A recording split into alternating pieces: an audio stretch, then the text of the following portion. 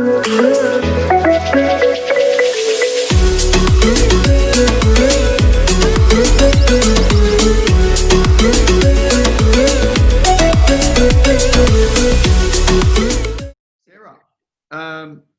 yeah, awesome to have you here. And I know that you're doing amazing things around video. This is Sarah Di Lorenzo, by the way, spoke at Kickstart 2020. Sarah, it was awesome to have you there sharing your insights around health, vitality, and so on. You've obviously had a change in the way you're operating your clinic and so on as you've gone online and Zoom appointments and so on. We're going to tune in around the whole video message. Why? Because a lot of our clients have moved from a face-to-face in a traditional way to either a video message or literally like we are here right now on a Zoom. So yeah, what sort of things do people ask you around video? So thank you. Good morning. Thank you for having me. I'm so happy to be sharing this with you. Thank you again for having me at Kickstart 2020. I absolutely loved it. Look, lots of people ask me questions all the time about about presenting, and they ask me about the camera. They ask me, people are very interested about the element of being live, and I can understand that live element also being not only for a national TV show, but also being for conferencing, for people who are doing presentations on conferences. And so a lot of people are really interested to know the back end of it. And I always say to people, look, I've kind of got a rule with different things. Like, first of all, when I started presenting, it's really important to, as a presenter, you've got to be passionate with what you're talking about, for starters, or interested. But this can also be interpreted very differently in a workplace situation. But I always think if you're going to be going live on video or doing anything on video, you really need to know your content 24 hours before. You need to be comfortable before you go to bed. If you wake up in the morning, like if I was to wake up in the morning and go out to Channel 7 on a national TV show with three big cameras, producers, and everyone looking at me, and I've got to give a nutritional medicine information to the general public, and I didn't know anything until that day of, and I don't have a teleprompter. I'm there actually presenting. So people often say to me, do you have a teleprompter? If I do a commercial, if I've done other video, yes, I have for different brands where they've wanted particular content to be delivered in a different way, or it's been a long clip of information. Yeah. But first of all, you have to know what you're talking about the night before. So always, I think the biggest thing is knowing content. So just on that point, I use a lot of mind maps. So, I love mind maps. They're fantastic. So I'm doing a morning kind of a thing on doing a Facebook Live. Yes. As well as this was for a session I did with leaders. And there's my mind map. I love mind maps. I do them all the time. They're just brilliant. Yeah. So guys, with this, a mind map, we might do a complete other session around mind mapping, is you put the central theme in here. This is for leaders. And then around here, there was, here are the major themes and major points to cover off on. And then I put the sort of breakout little key points. And believe it or not, I've got Sarah at home one of these little gadgets. So this is what I use for zing, zing, zing. Yeah. I like this one particularly because it's got the ability to do, let me bring it up, in a Facebook Live that way. Yeah, fantastic horizontal. Yeah. Also, it can switch around and do a yeah. Oh, that's fantastic. I mean, there's so much there. There is a great amount of equipment for that kind of stuff, and lighting as well. Yeah. Well, lighting is super important. And see this little, I've got a dot of blue tack there. Yes. So what I do is I put that. Oh, that's your teleprompter. Yes. Yeah. It's sort of like a little prompter. Yeah. Great idea. Fantastic. Walk through and cover it, and it's close enough that it doesn't look. You know how some people go. Yeah, you can't do that. Whereas it's sort of like do chat and do a quick check-in. Mind maps are fantastic. I do that with my patients. So when I get a patient, I put the patient in the center, and then I do it out. And I'll often do little emojis for different things, and I branch out or everything about the different elements of their health and wellness. Yeah. And then what I want to correct, and then it starts, and then that will branch off like it does into some more things. But mind maps are fantastic. Now I've been doing them for about 7 years now with my clinic after each consultation, just to see, and then because it's great for brainstorming, and it's very comprehensive. Yeah, agreed. Yeah. The other thing is, guys, I've actually got a decent light coming at me. So my eyes are quite deep set. Yes. So if I didn't have that, there'd be a fair bit of darkness there. So I've got light coming in from outside there, and I've got a light just over here for that.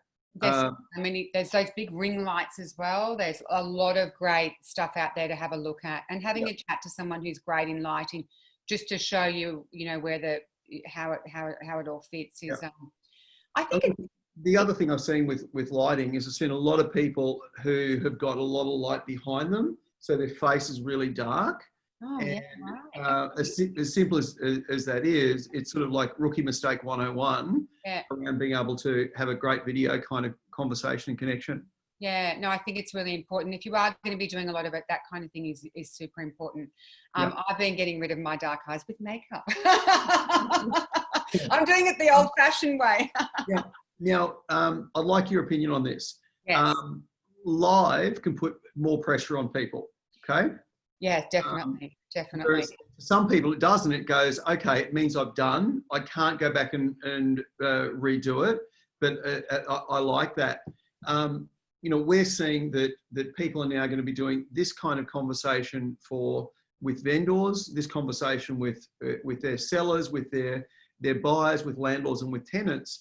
And the ability to get really good at this, this effectively is live, but there's not a pressure feel with this because you and I are just having a chat around it. Of course, yeah. What's neat about this is are you talking to a camera? Are you imagining someone on the other end, on the other side of that? How do you have that super connected conversation with people? I truly believe, and it's the same as live TV. So if I was to go out there before presenting and they'd say, and here's Sarah Di Lorenzo, good morning, Sarah. And if I was to actually in that moment go, the whole country is looking at me, I now need to do a presentation to the entire country, I would probably turn into a deer in the headlights. So in my own mind, before I start anything, I always make sure my breathing is before I do anything, I just make sure I've got a nice even breath by breathing in for 4 and out for 8. And I start like that. But with you now, and I do this the same with, don't you find in for 4, out for 8 just kind of does a balance? Right. Yeah, it's a little strategy I do when they'll say, here's Sarah Di Lorenzo, I go 1, 2, 3, 4, 1, 2, 3, 4, 5, 6, 7, 8. Good morning. And I find it just says something about that breath that it almost releases a bit of serotonin or something. I do also find when I'm speaking that, and I have practiced a little, obviously I've been doing this for a while, so I have practiced a lot, but I do also find that for you and I now, and for me and live TV, unless I'm doing a proper structured commercial, I'm having a conversation with you. Same as I'm having a conversation with a presenter, with a host at Channel 7. Yeah. I will not even in my mind, even acknowledge the camera. Right now, I'm looking at you, and even though I'm above you, I'm looking directly at you because I'm engaged with you. And if it becomes too staged or truncated if I was to sit here and sort of, unless I'm actually presenting to you, I feel there's more of a natural flow. But even I always just, at the end of the day, Michael, we're all humans. We're all doing our best. And I do find it easier to talk and smile when I'm talking. I find that when I actually talk with a smile, I find information comes out easier. So if I start talking like this and I just talk as a presenter, I find that I don't get it. But I find that if I actually talk smiling, I tend to deliver information better. As soon as I start to lose it a bit on the telly and I'm started talking, as soon as and it's because when we change our facial muscular structure, I wonder, and I'm yet to evidence-base this, but I feel that it releases a bit of serotonin because you relax a bit. So if you say a sentence, and so I always find that that's a kind of really, that's one of my little things I do. And another thing I like doing when I'm delivering, I always think it's very important when you're delivering information for someone who's doing a Zoom conference. I truly believe that yes, there is the arena for a conversation like you and I. Yeah. But I think that it's very important not to waffle, because you will lose people with waffle. Yeah. I feel that you should always have a point. And I actually find when I want to remember things, because I practice everything, and I practice everything 20 or 30 times. I'm making sure I'm getting it right. But when I practice something and I want to deliver a point, if I actually deliver a point like that, and I'll go, so today we're talking about vitamin D deficiency, and I find, and then what are some symptoms of vitamin D deficiency? Hair loss, fatigue, weight gain, depression. So I kind of find it easier when I bring to remember points with my arms. It's an interesting thing. Like if I coordinate my arms and I always think point, back, back, back, point, back, back, back. I don't like waffle. If someone waffles to me, I'll go, I feel like a cup of tea. So Sarah, what you're saying there is point, evidence, evidence, evidence, point, evidence, evidence. Yeah. Now, an old marketing strategy that I really, really like, and it's coming back into video in a major way, and that is AIDA, which is attention, interest, desire, action. Yeah. So really what you're doing is okay, attention, vitamin D deficiency. The impact it can have is this, this, and this. Attention, and that's interest, okay? Yeah. I desire now to actually tune in and listen to what you've got to say, and then, oh, okay, you're going to give me 3 action points. So, action point number 1 is get out and get some sun. Action point number 2 is this. So this is a great framework for people to take away with them. Now, if they're not on Zoom, but they're actually doing this sort of like a video that might be posted on Facebook or on YouTube as to a market update. One of the tips, and I do this when I'm doing videos for my clients, I'd like to get your feedback on this, is I imagine Sarah on the other side of that. So I'm talking with Sarah, not to Sarah, with Sarah in that particular, even though I'm looking at the actual camera, I'm actually now having a conversation with you. So, and clearly I don't use your name, Sarah, but I imagine you're there, or if I'm talking with a group of people, I imagine a team is there. Is that a good strategy? I think that's a great strategy, because what it will do is it will create more of a flow to you. If it depends how you want to deliver it, but I think you're going to engage people more if you are more natural. But then I think it really depends on what information you're trying to give. Yeah. And it depends on if you're working with brands or not. But if you're just trying to educate people about real estate, or if I'm trying to educate, I would always kind of think of, I'm aware of the listener, definitely, and I'm very aware of less is more. I think that concept of being more direct and following up. Like when I started presenting, I remember in the beginning just having a little bit more of a free flow conversation. But I do now know that I'm very definite in my presentations now of, as I've said, engaging interest and backing it up with evidence.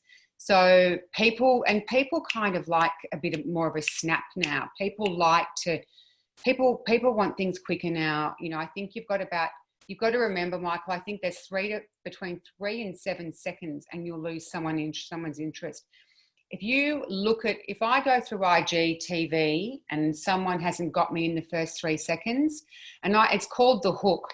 So you've got to, even though there is imagining someone is on the other side or you're talking to someone, you've got to use that hook line. And then once you hook it in, then they'll, do you know what I mean by that? Absolutely. So what I like about the hook line, this is the attention kind of piece. You've got to do that in the beginning. So it's not like, oh, hi, I'm here today to talk about what's happening in the marketplace. You lost me on there quickly. You already lost me in that. Yeah. If you were dynamic and said, in the marketplace today, there was 100% of properties sold on Zoom or whatever it was, I go, oh, wow, how's that happen? And then you can go, good morning, everyone. Hi, it's Michael. And I go, well, I would be completely engaged. Yeah. So dynamic opening. So format, it's a little bit like, you know, baking a cake. You've got to get the order of putting the ingredients in. Yeah. There's no point putting the eggs in after you take it out of the oven. So just it's not going to work. It's not, tastes awful. I'm not eating that. It's not good. So the order is really important to you know, and I think one of the things I loved about what you talked about earlier is what's the hook and how am I going to actually launch into this conversation? Yes. Probably the other thing that's super important is trusting yourself in the middle, because you know your content, you know what you're talking about. But you know, you saw here with this one here, my very simple mind map allows me to get into the flow of what covering off on, and then being really clear on the action points at the end you want people to take. Is that fair to say? Well, I don't know if you remember at school, like, I mean, now I'm probably showing my age, but I remember at school doing English and my English teacher talking about the introduction, the beginning of every paragraph as a sentence structure and the conclusion. So you had your essay. Essay was a skeleton. So when I would be talking like that, I'd have my intro, but I have all my points, and then you have your rounding up. I think that it's really important in these platforms like the Zoom and the online presentations, because they're going to become fiercely competitive now in this environment we're in now. Yeah. And everything that's going on now. I think it's very important that if you are going to do that, yes, it's nice to free flow conversation. But honestly, Michael, before anyone was to go up and get onto anything, they have to practice it. They have to have what you've done there, a mind map or a skeleton or a structure next to it, like an auto prompter. Because at the end of the day, it is information that is on video that can be recorded by other people and can be used. And it's something where you want to be proud of what you're doing and practice. Before I do anything live, even when I do hi, it's Sarah. Hi, everyone. It's Sarah. I'm at home. I'm making chocolate brownies. They're my healthy twist. Even if I do an Instagram story, I don't do a live story. I will film it first and I'll go, no, that wasn't good enough. And then I'll bring it back and I'll go, too much waffling, truncate it. What are your points? Get them across, bring it down. I think that even with a casual conversation, you still need to practice it. You still need to engage, back it up, and then round and close it off. Yeah. Did you call that roundup before? So an intro, key points, and then a roundup, or a wrap up? Round it up and conclude, or just you know what it is. I actually call it a takeaway. Every single bit of information. So when I practice information with before a segment, for example, I have a producer and I'll say to her, oh, what are we going to do this week? And she'll say this, that, and the other, bang, bang, bang. And I say, well, what's my takeaway? Everyone needs a takeaway. If you give people a takeaway, a tip on buying real estate or a tip on cooking or a tip on presenting, what's the takeaway from what you and I are doing now? Yeah, great. People need to, and so I always say to people when they saw me on TV, oh, Sarah, I saw your segment the other day. And I say, what'd you learn? And they'll say, oh, I love mushrooms. I didn't know mushrooms could generate vitamin D. Now that means success to me. If they get 2 takeaways, I'm good. Absolutely. Takeaway, because then they'll come back, Michael. Yeah. Now, Sarah, you just made a really good point, really super fast before, but I just want to come back to it.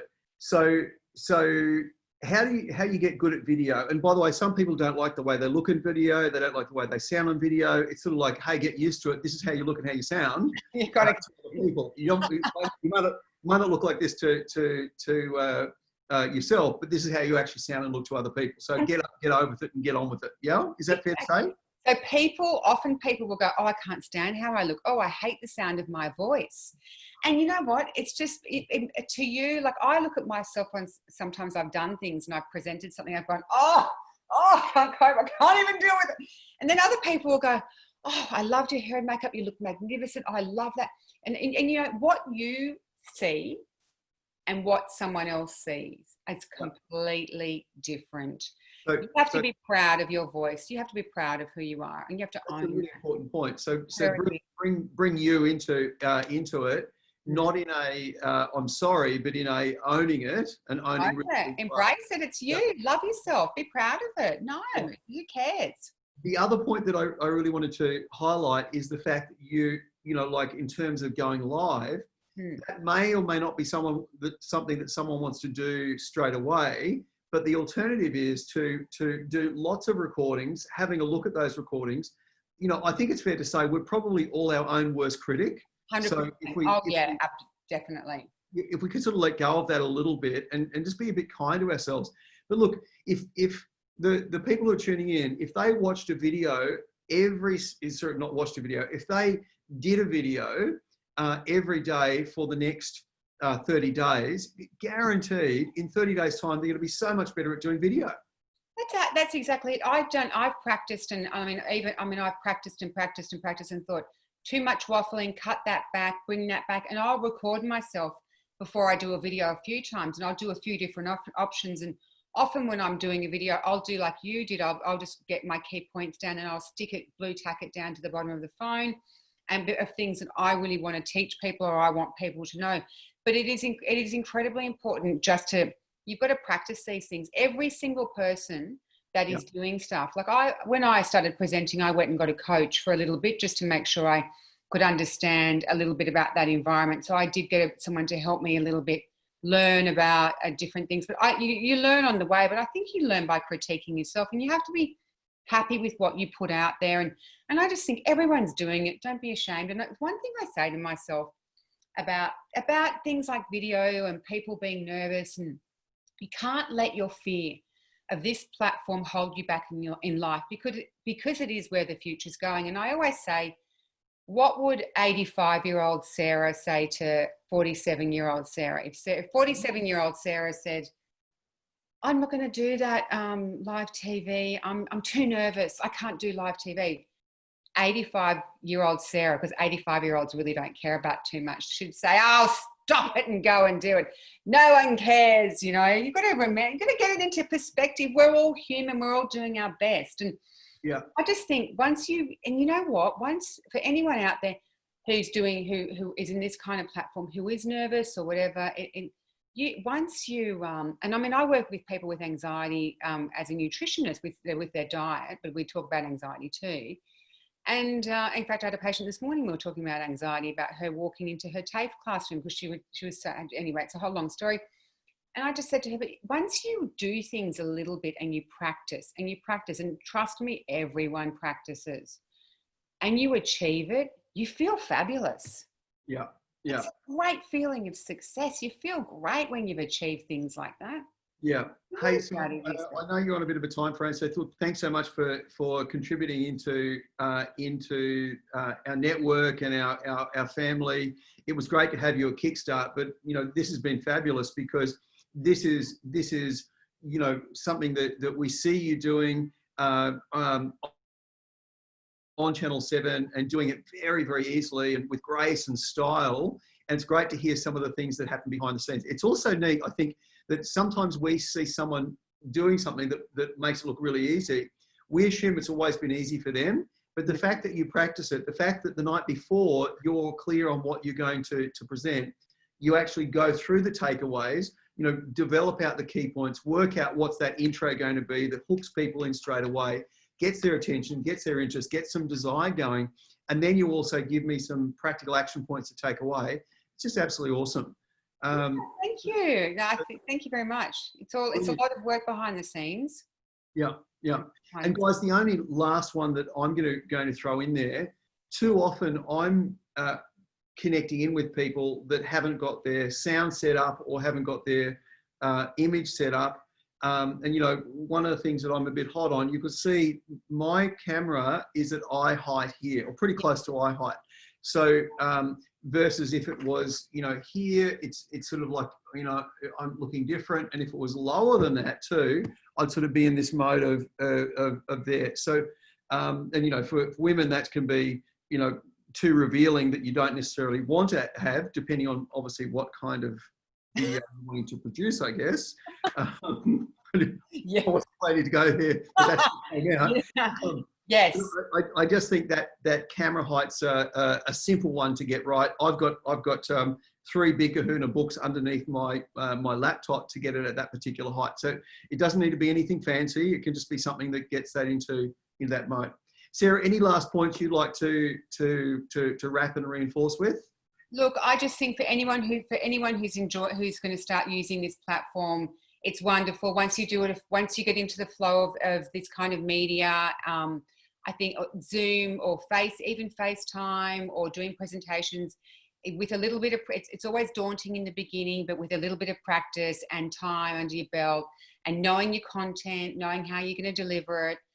Also, if it's an open environment where people can ask you questions, like if it's one of those Zoom conference calls that you're a speaker at, always making sure that you go through every possible question people can ask you about that. I do that. I write a list of possible questions of things like, you know, it might be, how many milligrams are in vitamin C, or what's the recommended daily intake of whatever I'm doing. I always prep myself for what questions people can ask me, because that's another thing. People, when they're doing things like, even like I've seen my children on it, just like the Zoom conference, if they're doing it and someone might ask questions, always knowing that, and try to avoid, if you feel you're doing, if like when you're talking, to avoid things like the is a really important thing, because if I hear and so always, if you to learn, if you're feeling that moment of to actually just pause and slow down your speech, okay, just to slow it down a bit if you're feeling a little bit. But when when you hear it's sort of, it lacks, and it lacks a professionalism, or it lacks a delivery, or it just doesn't. Do you know what I mean by that? Absolutely. And I think it's really important to pause rather than put an in there, because is effectively a pause. Yeah. What it looks like, though, is you may not have clarity and act together. Hey, just a really, really simple point that you brought up there is, what are the potential questions that the audience or that people could want to know about? Yeah. So for those of you who are going to do a property update of what's happening in your marketplace or what's occurring that, you know, you've known you needed to do for a while but been resisting it, you could go, okay, I've just had these 4 conversations with buyers or sellers or landlords or tenants. Let me now bring that into a conversation and get into the mode of, well, that's in their thinking, or that's what they're wondering about. Let me address what they're wondering. So you're actually talking with the person and talking to the concern or the question or the issue or something they'd be truly interested in.